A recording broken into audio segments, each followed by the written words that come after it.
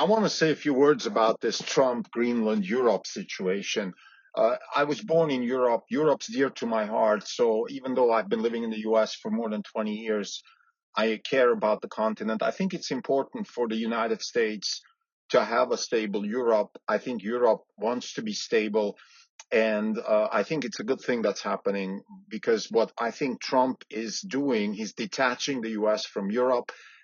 He might have his own personal reasons or political reasons, but it's good for Europe because Europe needs to emancipate itself. Now, before I go there, I want to say Europe's on the wrong path, though. I think the way Europe is set up right now, it's set up for failure, not for success. The reason it's set up for failure is because of the two big vectors that every constituency has to be obsessed about in order to succeed. And that is the sword and the purse.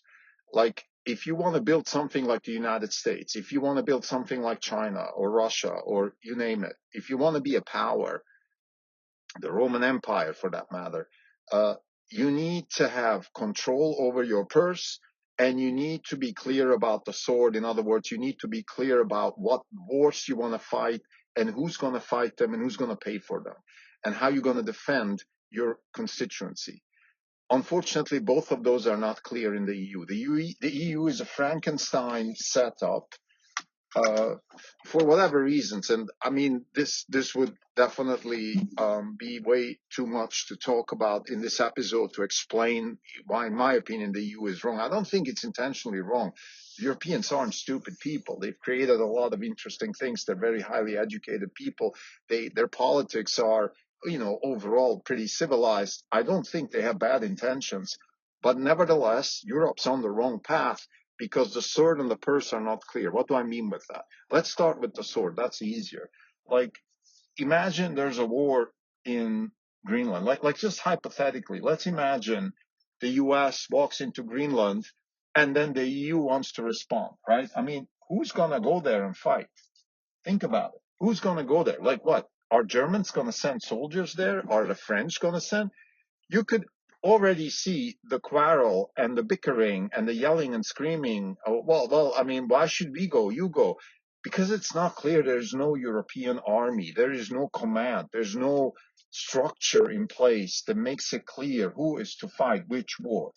In the US, overall, I mean, there are issues. Of course, we haven't been protecting our borders properly, but overall, we know who's in charge. It's the Pentagon is in charge of U.S. wars. The Secretary of War, Pete Hegseth, runs the War Department. He decides who goes to war at what time, at what budget.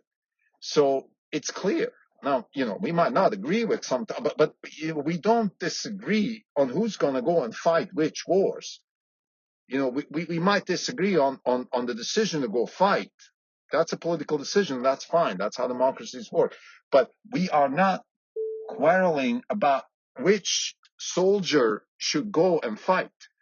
Now, that unfortunately is where Europe stands right now. Europe doesn't have a clear army. So I think this is an opportunity to, a hypothetical detachment from NATO would be an opportunity for Europe to set up a sword, to set up a structure. And I think in order to do that, they have to pretty much dismantle the EU the way it is, because the EU doesn't have a constituency. The people who run the EU are not representatives of the European people.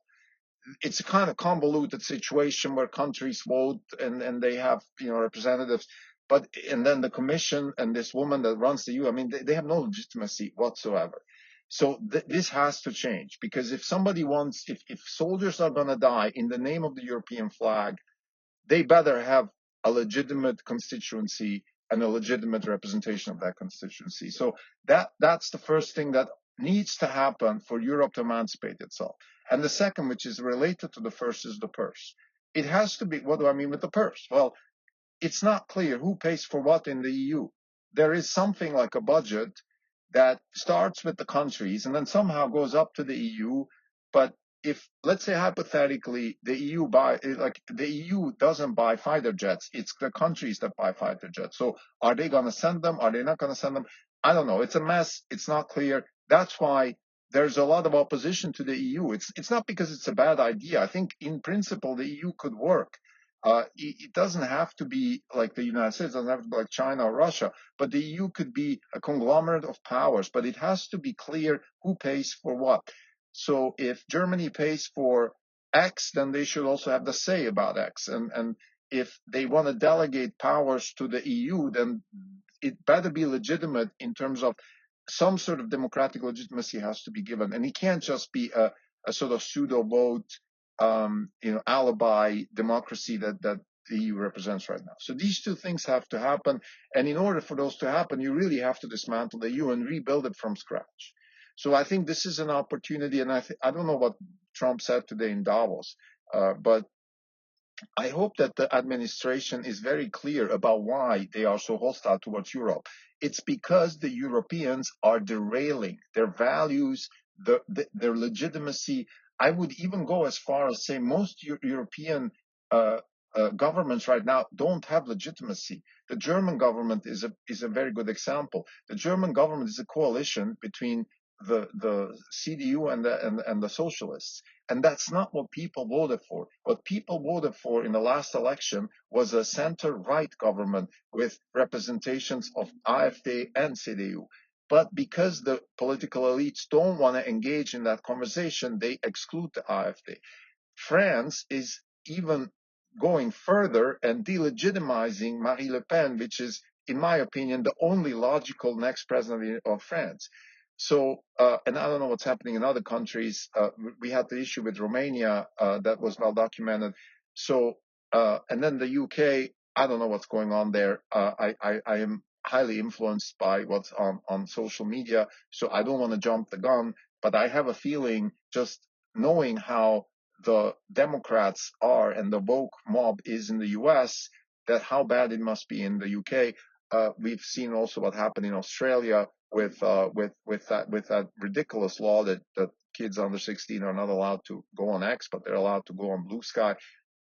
Something's really wrong with the Anglo-Saxon sphere. Canada, whatever, maybe Canada's all right. They're politely disengaging with the US, which is fine. So my point here is, I hope the message is clear by the United States government that we are not friends with people who delegitimize themselves and who are clearly on the woke trail that we as a country have voted against. So, and if they want to become our friends again or allies, they better stop this woke nonsense. That means you don't do pluralism to gain votes and buy power. You don't disenfranchise your own people in order to bring in illegal immigrants so you can buy votes and legitimize a one-party state like California and New York are doing, and Minnesota and other states are trying. Like, you're not legitimizing that at a country level in Europe. You want to have legitimate representation, like I said, in Germany, it should be center right. That's what the people want. That's definitely what's going to happen, hopefully next time, unless they jail all these people, which is a non-zero risk. So to summarize, I think this whole Trump, Europe, Greenland situation, it's not about Greenland. It is really about Europe derailing. It is what J.D. Vance said last year at the Munich Security Conference. We are mostly concerned about the Europeans not representing our values anymore, and therefore we cannot be allies with them. And in order to be allies with somebody, they have to share our values. Thank you.